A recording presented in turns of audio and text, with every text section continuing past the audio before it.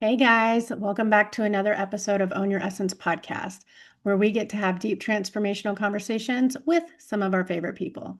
I am your host, April DeMille, and today we are being joined by Rosa Hope. She is a PhD and award-winning astrophysicist, a mentor, and a mystic who bridges science and spirit. I am very excited to talk to Rosa.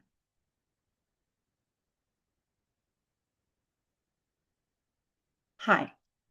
That was Hi. quick. So, hi, Rosa. Thank you for being here. I was just reading your introduction and I wanted to just kind of jump right in because I'm fascinated by the fact that you have made a transition from science to mysticism. And I would love to hear what was that catalyst? Of course. Well, first of all, I just want to say thanks for having me. I'm excited to finally get to sit down with you here. Thank you. What is interesting about me, there are other people coming from a science background that are in this field, that are working in spirituality, but a lot of them have a story that sounds like, I was a total materialist. I didn't believe in anything I couldn't see or measure. And then I was in a car crash and had an awakening. And that's actually not what happened to me at all. So, in a sense, I've been like this my whole life. So, even when I was a child, I was very interested in mathematics and science. But I was already very attuned, I would say. So I was that weird kid on the playground who would like go sit in a grove of trees and commune with nature while everyone else is playing kickball, So I was already that child. Um, I also had a very deep interest in the paranormal. So I was a big bookworm, and I sometimes tell a story about how when my mom used to take me to the library like every week. I'd get these big stacks of books when I was little. And what I would do is I would find these little books on like ghosts and ESP and slide them into my stack, hoping my mom wouldn't notice that I was checking out well, I guess I recognized as a child that that would probably make her ask some questions. I guess I knew it was a little taboo, but it wasn't taboo for me. I was just curious. So in a sense, I've actually been studying mysticism and like esoteric and supernatural subjects longer than I've been a scientist, honestly, because I've been interested in those things since I was maybe 7, 8 years old. And I only studied physics and astrophysics for a little over a decade. So, in a sense, even though I have the PhD in the one, uh, I have a lot more exposure and a lot of more time in the other. Yeah, that makes sense because it's the human condition, really. Hmm. Yeah, for Yeah. sure. Was there, so I guess with that being said, what interested you? I guess you were always interested in like the logical stuff, the math and all that. But what were the steps that kind of led you into, I'm gonna go be an astrophysicist. This is what I'm gonna do. Sure. Yeah. In a sense, in my 20s, uh, I was going through some pretty hard awakenings, I would say. I had a lot of traumas to work through. I was very confused about who I was, what the purpose of my life was. Because in a sense, it's like everywhere I landed in my young life, it felt like a shoe that was the wrong size. Hmm. Nothing really fit. I didn't feel like I fit in with any specific community. I moved all over the world. Um, but ultimately, around the time I turned 27, this famous moment from an astrological standpoint. Everyone calls it a Saturn return, but that's Hmm. usually a big wake-up call, and it certainly was for me.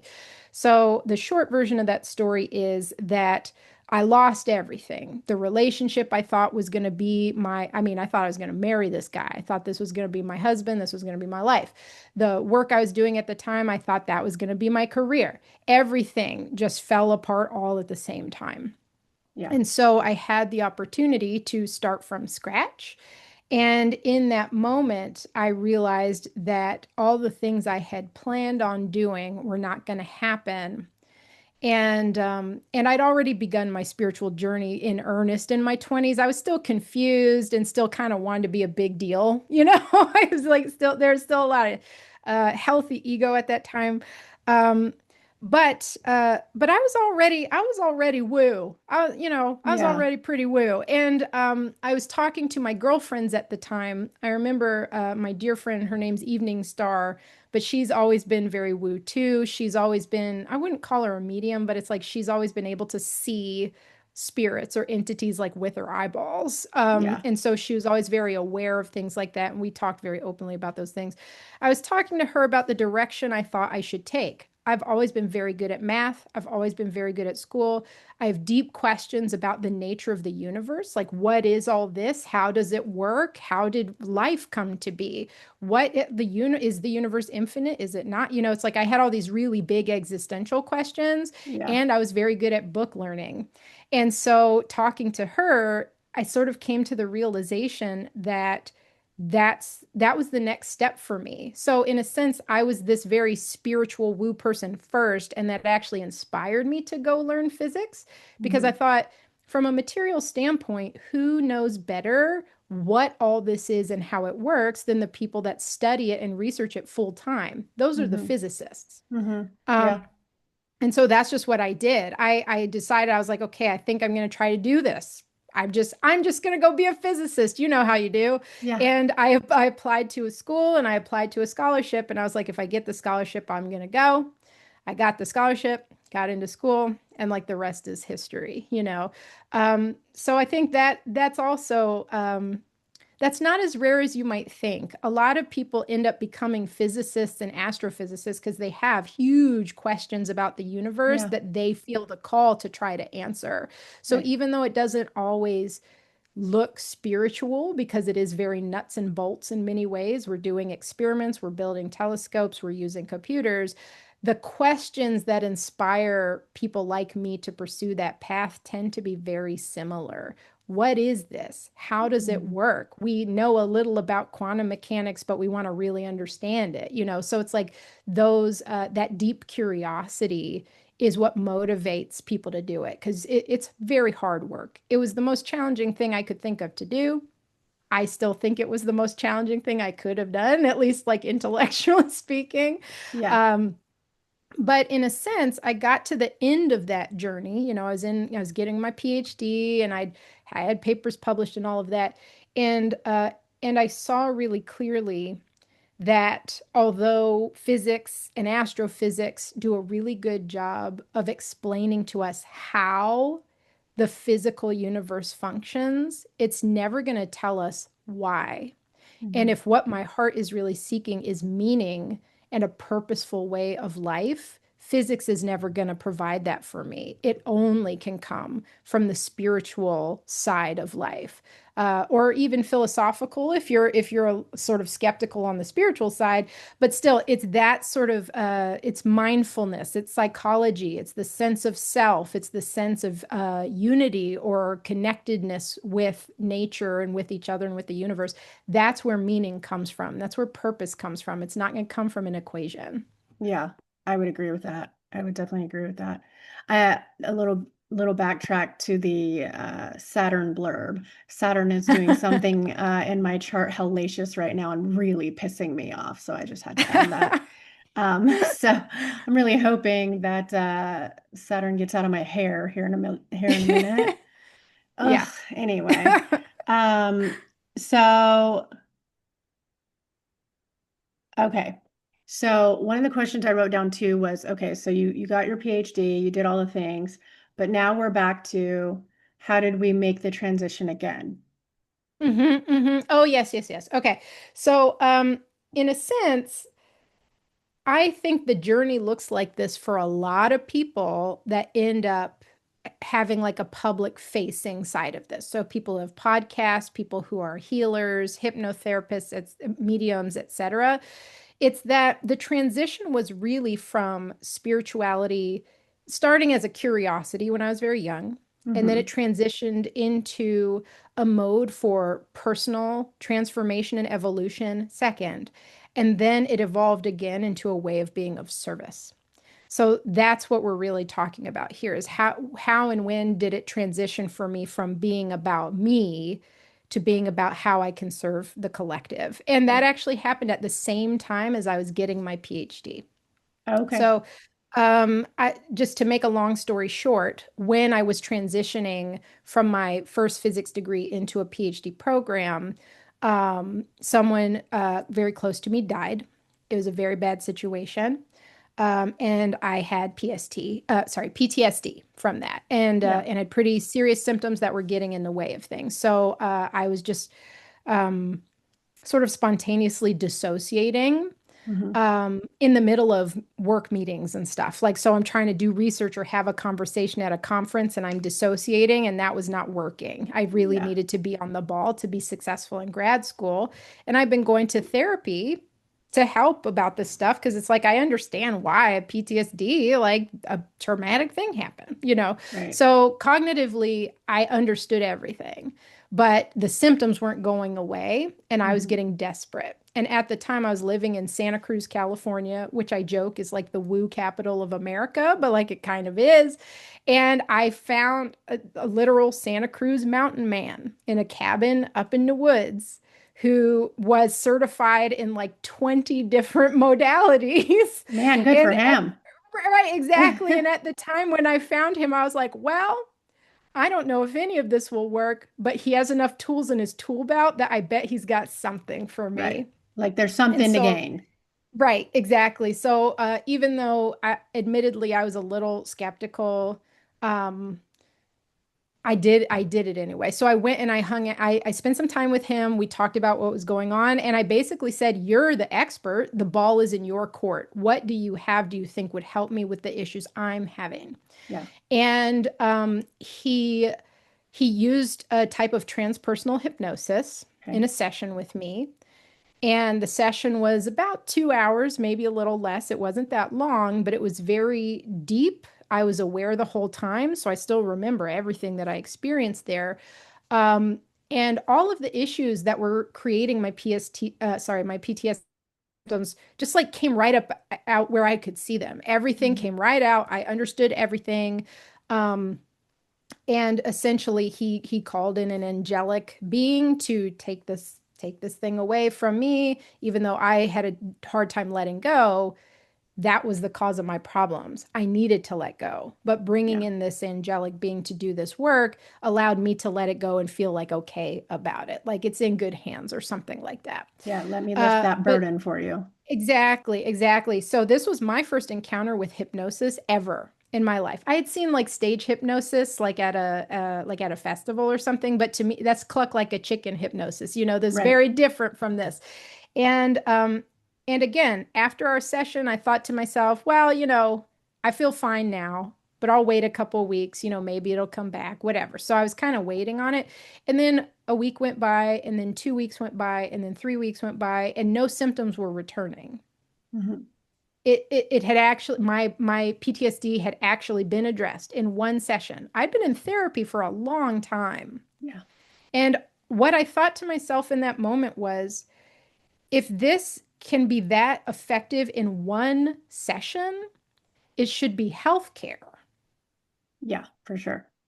And that's sort of where I became evangelized and kind of was like, I think I need to learn how to do this. Not that I knew it would be a profession that I would do for money, Hmm. but I thought I know people. I have friends and family that I think would benefit from this. So I went and I trained up and I got certified. And this was the first year of my PhD.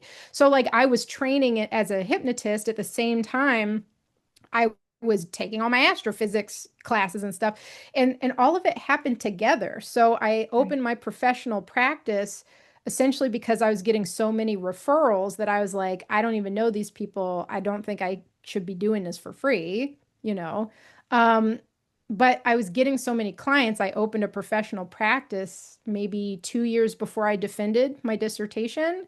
And so, in a sense, they kind of got to the end of it together too. I graduated with my PhD not that long after, I'd say starting my spiritual business. I don't really love that because I don't think about it like a business. This is my way of being of service to the Right. people that need the medicine that I carry. Right. And I take that responsibility really seriously.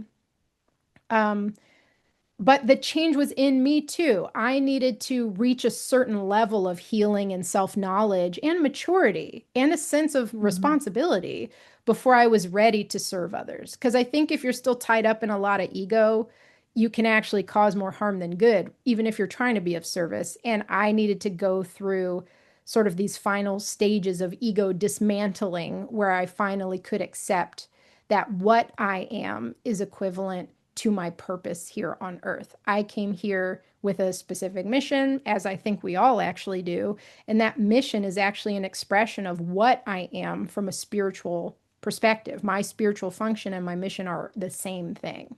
Yeah. And that takes me or my personality totally out of the picture. Like whoever Rosa is or thinks she is actually isn't really part and parcel to the mission. So it's like my ego, more than anything, kind of got in the way. And Hmm. it's not that I don't still have an ego. I need to be able to function in the world. Right. We're Um, still but human and have to do that yeah, part. sure. But it's like the ego stopped driving the bus.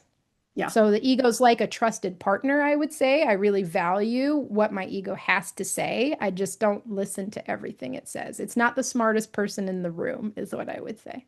Yeah. Um, Yeah. yeah. I love that. I think that's a great explanation of the validity of the ego once you have reached that level. Mhm. Mhm. Yeah, that's pretty impactful stuff. Mhm. Um, we were actually just talking about that the other day, I think, myself and another guest, because there's so many people out there that are, trying to get rid of the ego and dismiss it, and you can't really do that because then you're just not human. And it is part of your human experience, and you can't just get rid of it. That's not how that works. That's like lopping off an arm. It doesn't work like that. Exactly. But you can co-create with it uh, in a more peaceful way. Yeah, I would agree with that. I also think that any rejection we have of ourselves is going to end up being an obstacle spiritually at some point. And so the people that I see completely rejecting the ego or the role the ego plays in our day-to-day human life are going to have to contend with that at some point. It Yeah, being an integrated being is about drawing it all in and yeah, embracing all of it and learning how to be a balanced and healthy individual with all of your myriad aspects and pieces. So any piece that you're rejecting is just work you're putting off in a yeah, way. yeah, totally. You're definitely going to have to revisit it later. Mhm. And it Right, will be more exactly. catastrophic too. Like the longer you put it Mhm. off, the bigger that monster gets. The So bigger have the lesson gets. Yeah, so have fun Yeah. with that one. Um, Yeah. but you talked about integration just now, and I'm glad you Mhm. brought that up, because integration is something that I think a lot of people either aren't aware of or completely misunderstand. And so I would Yeah. love for you to elaborate on that. Sure. And well, and I would agree with that statement too. Even people that know they need help integrating don't always know what it is. And the reason for that is Yeah, because it has many, many different definitions. Um, this is a perfect window into the way the levels of reality function. So, you know that from sort of a day-to-day, like I get up, I eat breakfast and go to work kind of perspective, some things look one way that from, or maybe something looks really bad, like a traffic jam looks really bad from that perspective. And then from a higher perspective, from a perspective of like, well, I needed some time to myself. I yeah, actually would have run into a problem if I'd gotten to work on time that day. So it's like from the higher level, the traffic jam is a blessing. yeah. Whereas when you're in the car in that moment, it feels like a curse, right? So it's It's like, right. So it's like things look different at different levels. Integration is just like that. In that, yeah, I would say baseline integration is really about loving yourself and loving humanity and embracing your life on earth, embracing your human experience. That's like the basic meat and potatoes integration. But there are also these higher level definitions. For example, if you've had a very intense spiritual experience or spiritual awakening or mystical vision or something, and you can't make sense of it or you can't function in the real world because you're still so stuck in the experience you had. in that case, integration is about knitting your regular day-to-day life into the spiritual things that you've learned. Some of Mhm. that is just about acceptance. Some of the spiritual or mystical experiences we have will never be able to explain, like while we're still in a body. So, some things are beyond our grasp, but being an integrated person is about having that wisdom or having those experiences that are much higher level and finding ways to embody them here on earth. So that level of integration is like you are trying to clear the channel so that you're the conduit that brings that higher wisdom or that light or that love into the world. So, but that's all of that has to do again with love and self-acceptance and and you don't want all these sticking points. You're trying to stay clear or clear the channel. I'm sure you know what I'm talking. I think this Mhm. happens in mediumship and stuff too, where it's like Mhm. you can bring in a distorted message if your channel isn't clear. It's like Totally. through the lens of your trauma or Yeah. through the lens of your emotions or experience. You always are trying to clear the channel. So even as someone who doesn't practice mediumship, because I'm trying to be of service to others, that's why I keep the channel clear so I can hold space so Yeah. that the work my clients are trying to do isn't colored by my stuff.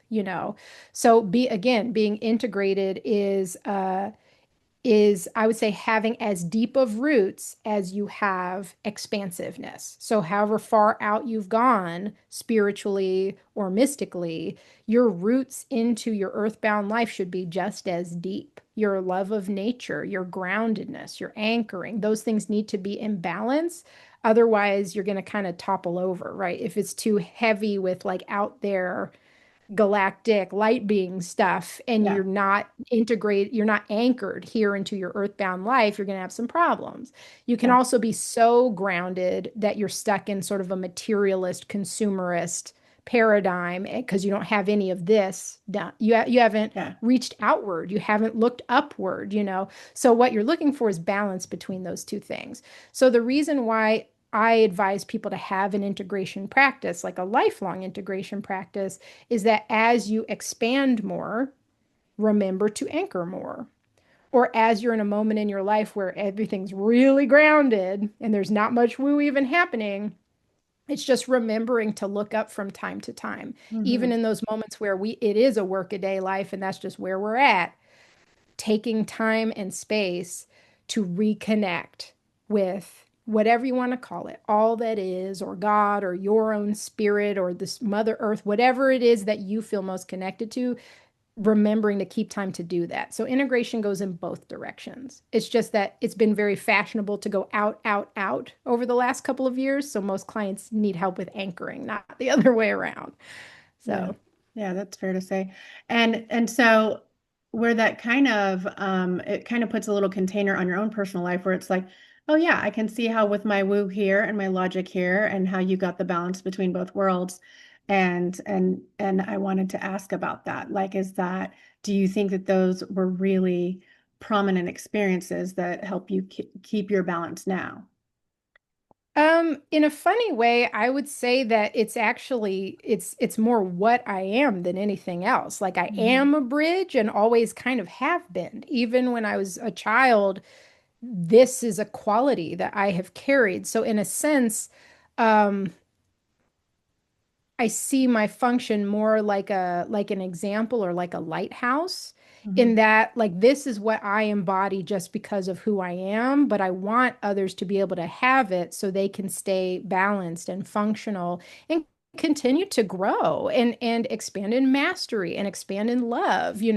So in a sense, the things I naturally do by following my instinct or following my curiosity do those things. Yeah. So, for example, I have interests that are very material. I like to knit. I like to garden. It's like I have these very tactile, tangible, like cooking healthy food, like learning Hmm. how to like I've been into like vegan food. We are not vegans, but I'm exploring how can plants provide for us in the way that I think serves our well-being the best in my family. So it's just an interest. I'm not being intense about it. But at the same time, I am reading books about uh, entities from different dimensions, or like Yeah. how do we explain the spiritual side, or high strangeness and stuff like that. Again, I don't have any intensity or hard and fast beliefs around it, but it's interesting to me, so I pursue it. So it's this combination of being open-minded with being analytical, Mhm. with listening to what others have to say, but also using my discernment, Mhm. with spending time intellectually or mentally in these high, very far out spaces, and then coming home and getting dirt under my fingernails. Yeah. So again, it's like it doesn't take anything fancy. It's just remembering that you are a creature that thrives when balanced. And for me, it's like I used to overthink everything. I analyzed everything. One of the biggest changes in me that also helped sort of dissolving the hold my ego had over everything, my emotions and everything else, was learning how to listen to my instincts, my gut feeling, my intuition. As a very intellectual, like math person, my intuition and I were like not plugged, we like weren't plugged in for a Yeah. while. Yeah. And Crossed wires. everything, right, but every decision turns into like a list of pros and cons that's very logical, and that leaves no room to give the heart what it needs. Right. And so in a sense, in my own life, I had to have my heart broken many times for me to finally go, wait a minute, it keeps getting broken because it's not getting what it actually needs. How do I listen to my heart? And that was really scary because I don't want to be vulnerable or whatever. I don't think anybody does. Yeah. We all want to Nobody be wants to do strong. that work. No, right. No one wants to get hurt, right? Yeah. And it Yeah. takes enormous courage to be Mm. an open-hearted person and live from your heart, because it means people can hurt you, right? Yeah. But I learned, again, this was in my Saturn return and with my friend Estar, who we're still friends now and we're like 40 now. So it's funny. We were kids together. But in that stage in my life when everything fell apart, the other thing I learned was that we are resilient beings. The heart is like a starfish. If a leg gets cut off, it grows back. Mhm. And learning about my own resilience helped me have the courage to live from a more open-hearted place because I knew I could handle it. Yeah. Not everybody can. Like if you're in a really bad place, that's not the moment to crack yourself open, and especially if you're around people you can't really trust. Mhm. But what I found is that the process for me, as I learned more about myself and chose to be more open-hearted and face those moments with courage, because it is scary. Like it's never going to not be scary, especially as you're trying to expand your capacity to love Yeah. other people. It feels like a lot, and it is vulnerable. That's true. But what I've found is that as I've been able to live more and more in this way, the people around me are better and better people. They are heart-centered people. They are loving people. They are doing the best they can. Nobody's perfect, but no one's out there trying to twist the knife or something, Like Yeah. we all make mistakes, but when you're surrounded by people that have good character and Yeah. that care about the impact they have on you and the other people in their lives. So that's what you want. It's the process of your own transformation, and then seeing how your personal sphere and your own community transforms as you are transforming in it. It all happens together. Yeah. I would say that's true. I went through, some really uh oh, I guess they were excruciating, tower moments like anybody else. Um, Mm, but one of the things that I had noticed was during my integration phases, specifically, um, while I was still like cocooned, um, I would say that that was probably the hardest part and the loneliest part, and mine lasted for years and years mm, because I knew I didn't fit here, but I also wasn't um, in a place where I had space for the rest to come yet because I yeah. was doing such immense deep healing. And Hmm. so that was the part that was just, it was so painful. So, so painful because that's when you're supposed to have support and you're supposed to have the right, resources and help to, keep you going. But I didn't have that, not in the human sense. Right. All my helpers were not fucking human. In fact, it was Hmm. all my enemies that were human. It was actually at the time, right? Like it was all the people around me because I was changing playgrounds, right? So like Right. all the things I was shedding were all the toxic connections, family, friends, whatever that was. It didn't matter. And some of those people did come back into my life, but that's because they had gone on an expansion journey themselves, right? Right. And I couldn't really tell people what I needed and who I was if I still didn't know who the fuck that was. And I was Right. still becoming, right? So that it required me to have those answers about myself before I could put it out there. And Hmm. I just had to trust that process and hold on for life, like, and that was the part that took so much courage and it was so fucking hard to do. Totally. Well, and I think I share some of that experience in my own life. When things really fell apart for me, there was no one that could understand what had happened and what I was going through internally. And so I had to stand in that space alone. And it felt like being alone in the dark for a long time. And I kept asking myself, what does anyone do from Yeah. here? Yeah. And nobody had any good answers for me. I asked my mom and I was like, what do people do when this happens? And she was like, they just keep going. And honestly, that was the advice I needed in a sense, like just keep putting one foot in front of the other. Nothing's permanent. And though uh, I began to discover the things that helped me out of that dark, lonely place. But in a sense, what I learned there has inspired a lot of the work I do now because now there are people like me and you who had that experience, but it means we know what is needed in that space more than others, right? Because we went through it alone. We also know that it doesn't have to be like that if there are others you can find that can help you through that or can support you through that. Um, but again, that's where that call to service was. I wasn't called to service in the deep, dark place. It took years. It took years from when I landed there to when I was able to show up for others and they needed what I was carrying and I was Mhm. ready to do it. So and again, like there's sort of ebbs and flows to this too. Like, For do I sure. have times in my life now where I can't even? Like, yes, Oh, I yeah. do, I totally do. It doesn't mean I don't love my clients and love the work that I do. I think it's the most important work that I do. It is a very direct fulfillment of my purpose. But life comes at you fast, and sometimes you need to take care of yourself and to take time to heal or to um, what's the word I'm looking for? To recalibrate, I'll say. Yeah, that's a great word because Mhm. it goes back to what you said earlier. Um, how successful can we be for them if we're moving through our own filters and our own reference system, right? And Mhm. if our cup's not full, then we're not doing them any justice either, right? It's a Mhm. disservice to them and to us. And so we have Yes. to honor that I am not in a place to give right now. And so you're Hmm. right, it does ebb and flow.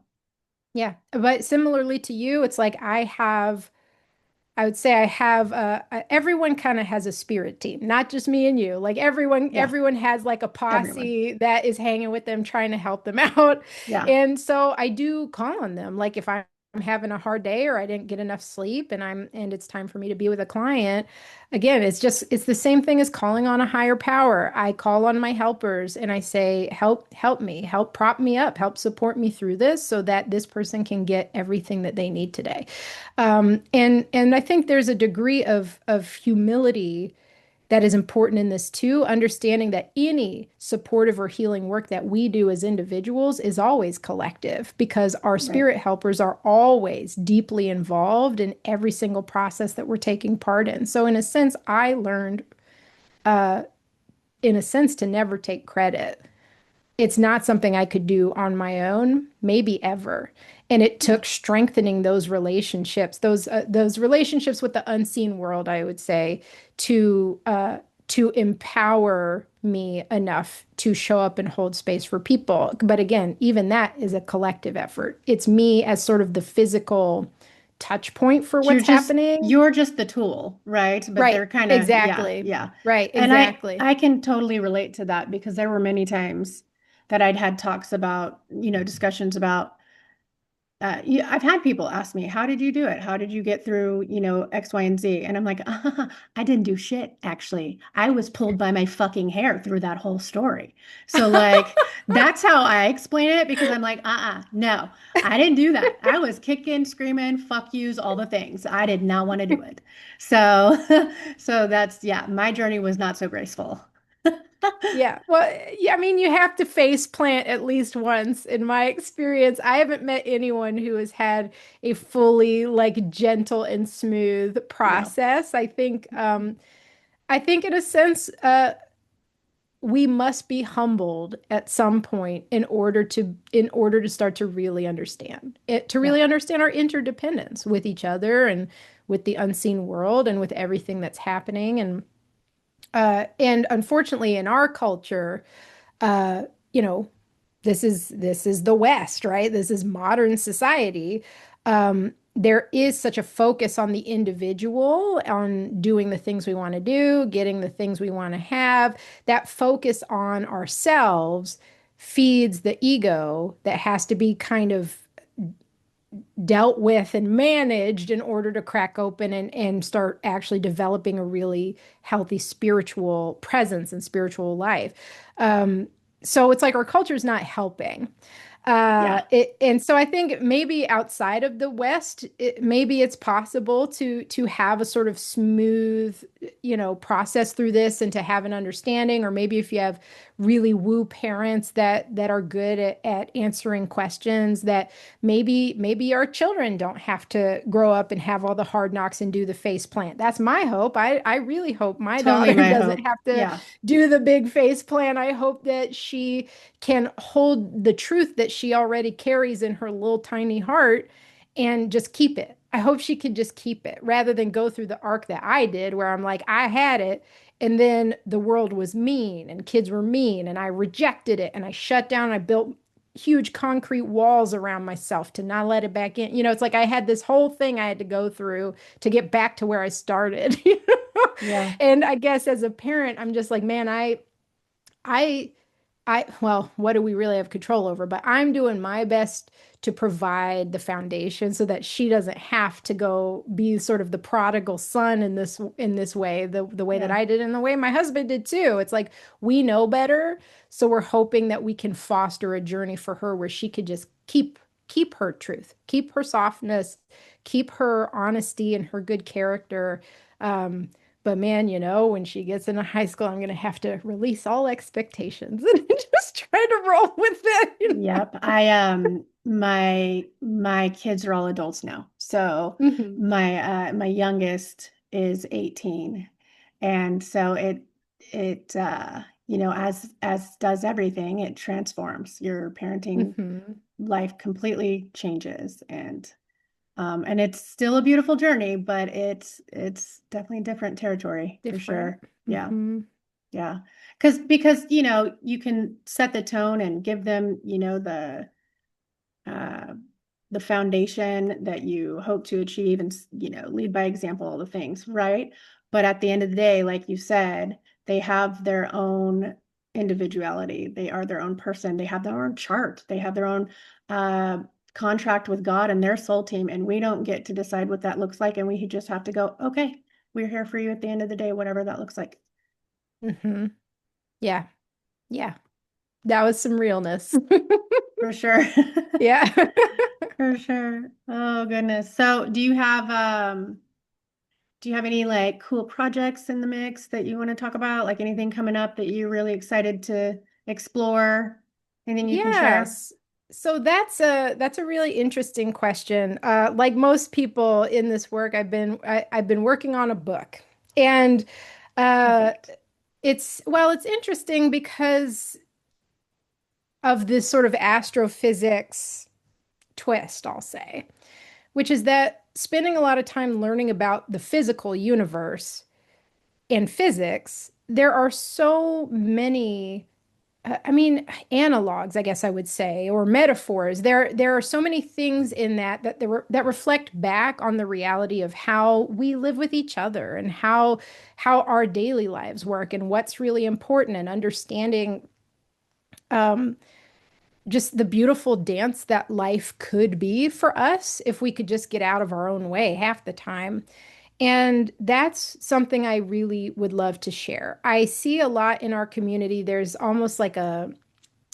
a contention between science and spirituality that is something that is made up. Before the Enlightenment, I mean, if you go back in time to the father of physics, which is Isaac Newton, he was also an alchemist, like a practicing alchemist, totally serious about it. So mysticism and hard science were once the same pursuit. Hmm. Then, for certain religious reasons and intellectual reasons, they were broken apart. Yeah.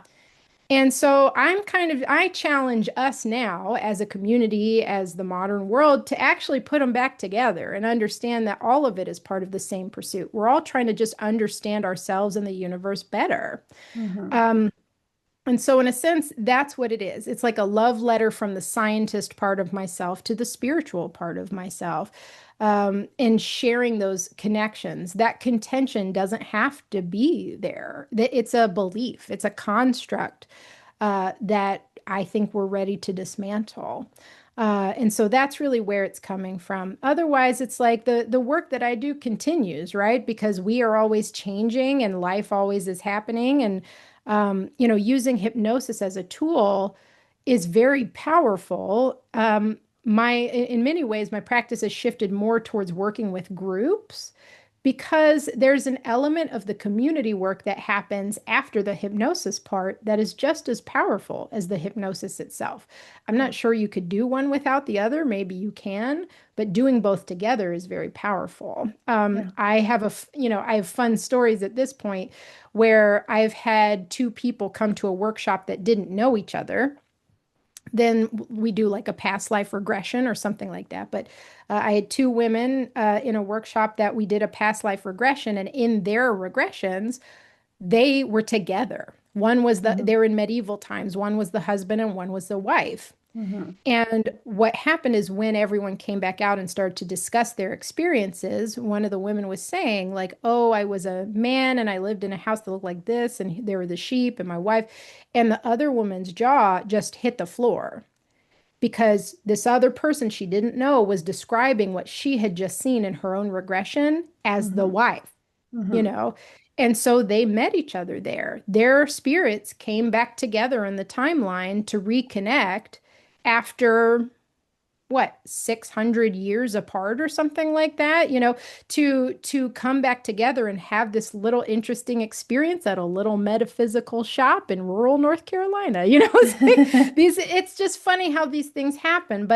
Uh, but for me, the goal is always the same, which is just being, how can I be of service? And what is my heart telling me about how I can best be of service right now?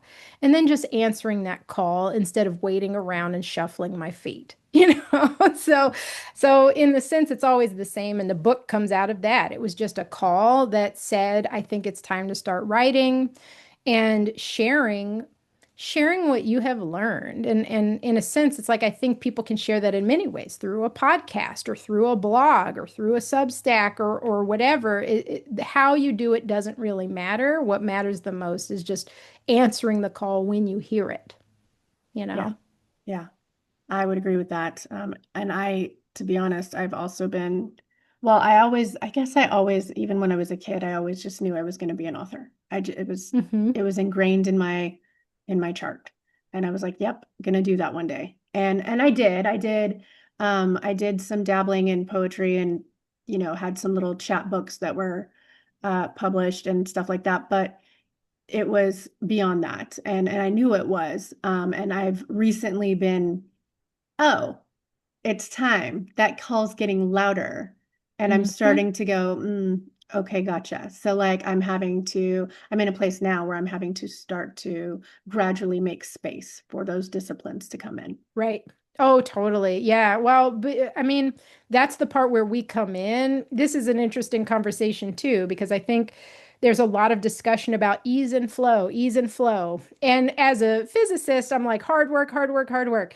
You're For like, me, grind, get again, it. right. But the other thing is the balance between those two things. So Yeah, coming out of doing all the physics stuff and the research, I had to learn how to bring ease and rest into the mhm, way I do things. Whereas I think if you're doing too much ease and flow, you're not making the space and exercising the discipline to get the project done. So right, I'm a big believer in balancing those aspects. That's integration once again, is the right. integration of the masculine and the feminine, is the discipline and the sit down and do itness Yeah, with the rest and the expansion and the intuition. They work together as partners. Yeah. totally. Yeah, I would definitely second that. Mhm. Yeah, it's good talks, lady. Good talks. Oh, I love these yeah. conversations. Um, okay, so just for fun, couple rapid fire questions. Sure. Okay. Um, integration in one word. Ooh. Being concise has not always been one of my strengths. Well, I luckily will you don't say, have to be concise. I'll say well, you said in one word. That's about as concise Yeah, as you can be. Yeah, I'll say yeah. self-acceptance. Okay. Hmm. Um, and then self-acceptance is good because it really does come down to, inventory, like inventory Hmm. and having to know what you're taking inventory of. And so, Hmm. yeah, that's a good one. Um, okay. One thing people avoid the most, which I think we've kind of talked a little bit about that. Ha ha ha. I'm half joking, but I'll say integration. Yeah. Yeah. Well, and Well, actually, look. there's so much danger in skipping it, which we kind of, went over that. Yes, But but look, I'm not afraid of hard work. So when this moment came for me, I was like, fine, I know how to do hard things. But that's not true for everybody. And I have learned from years of doing this that in the spiritual community, integration work is the doing the dishes part. it's Most definitely people like the don't, grunt work. It's like the yes. really dirty, messy stuff. Yes, most people really don't want to do it because it's No. not sexy, it's not out there, it's not an adventure. It is the nitty-gritty part of this, Yeah. right? And Yeah. it's the housekeeping and the Which is, house cleaning. Yeah, mhm. it's the so it I'm starting to sound a little judgy here, but what I really mean is that um just because something's hard doesn't mean it's bad, and learning how to be okay facing a hard piece of work to do yourself is actually really liberating. So I do want to sort of like put that message out there on blast if it's possible, that like I know it's not sexy and I know it's hard, but that doesn't mean it isn't the right thing to do. Right. Yeah. I would agree with that. Mhm. Um, okay. One thing people romanticize too much. Um, I would say expansion of consciousness and Yeah. altered states of consciousness. Or maybe, well, it's funny because the majority of my work is, as I told you, is done in an altered state. My clients are in an altered state because we're using hypnosis. But I think people get very excited about seeing what's out there and learning information from beings or entities or spirits that are out there. Mhm. Uh, Sometimes at the cost of what's going on down here. And I just want to say, guys, the work is here. Mhm. Our work is here. And even though it is nice to have an awareness of our broader context, um, it should not turn into escapism. Right. Yeah. It Because needs that's to easy be to do. right. That's It should easy to all be do. in support of our work here. Yeah. Yeah. I would agree with that too. Mhm. Um, and uh, okay, last question. What surprises you the most about being human? Hmm. Well, I think the answer to that has changed over the course of my life. When I was young, the answer is people. I could never understand anything anybody was doing and felt like an alien on Earth. Yep. Um, because so many interactions I had, I was always left with this question like, why would they do that? Why would they say that? Why would anybody think that? Yeah. But as I took the time and had the discipline to try to learn about people and understand behavior more and things like that. Um, Now I think I lean more towards the surprise and delight. And although this is a strange and simple answer, the things that surprise and delight me the most now are seasons. Yeah. Understanding and really paying attention, very detailed attention to what changes in your local environment as the year turns and the changes in yourself as the year turns. Those things are very knitted together. Your emotions, your well being, how fast your hair and nails grow, the things you're hungry for, all of that stuff is actually deeply tied to the natural cycles of the seasons on planet Earth. And so that has been something I've really enjoyed being a part of, especially as I've gotten more into gardening and growing food. Those things become more important, obviously, if you want a good outcome.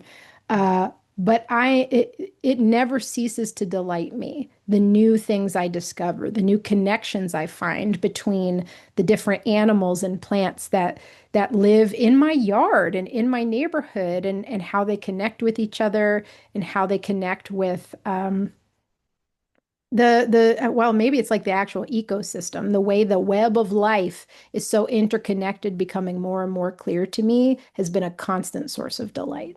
Yeah, I bet. And Mhm. also you you talk about like the awareness of how, it's all interconnected. And the only thing I'm not a gardener. I don't Mhm. know anything about it. But when I have experienced small little phases of that, the one thing that I did learn that I never knew about gardening or farming was that you plant certain things based on the moon cycles even and certain astrological signs. And I never knew that. I was like, what? Mhm. This is what farmers have been doing their whole fucking Yes. life? Oh my Yes. God, there's nothing mystical about that at all. But what, like, you know what I mean? Like, I'm like, But it holy shit, but it is. It is. is Yeah, though. it Yeah, is. it's That's my point. both. That's my point. It Right. was so mystical. And I was like, what the fuck? This is awesome. But like, I Yeah. never knew that. Like, Well, I would challenge every woman to keep a journal of the phases of the moon and what's happening in your own body for like 3 months. oh, And yeah, you might be surprised at how much, especially as women, our bodies are very closely tied to lunar cycles, absolutely. and annual cycles too. So I'm just saying, just pay attention, write it down. You might be surprised what you discover about yourself. It's all we Nothing is truly in isolation. Nothing's truly in a vacuum. Yeah.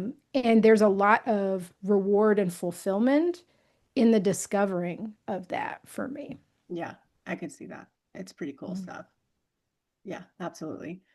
Rosa, thank you so much. Is there anything else that we left out or that you want to add before we hop off of here? I think we've really covered it, but I do want to say again, thank you, April. Like it's a Sunday afternoon, like the weather's dreary here, but I really enjoyed this conversation with you and getting to connect after all this time. And I love what you're doing, and I hope you just keep spreading the word. You're doing amazing things, so thank you. Thank you. And I loved our conversation. I think we've covered some territory, which is really good. I always love doing that. So thank you for helping be a part of that today. It was awesome. Of course. Good talks. Okay. Well, I'm going to end it right here. Bye, you Okay. guys. See you next Bye. time.